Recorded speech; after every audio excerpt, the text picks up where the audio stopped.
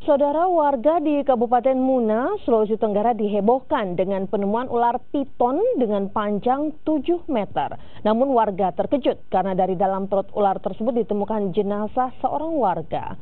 Penemuan ular piton ini berawal ketika warga sedang mencari seorang warga yang hilang di kebunnya sendiri.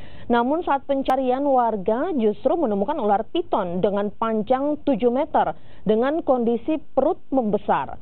Selain itu, senter dan sendal korban yang hilang ditemukan di sekitar ular piton tersebut.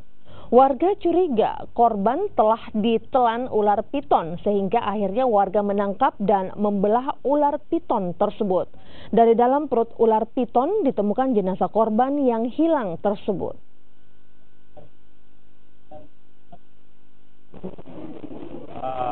Almarhum yang diduga telah ditelan oleh ular.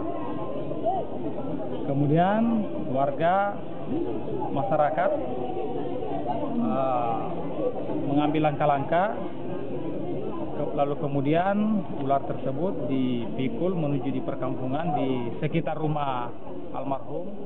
Dan setelah tiba di rumah almarhum, ular tersebut dibelah, dan setelah dibelah ditemukan bahwa almarhum memang telah ditelan ular.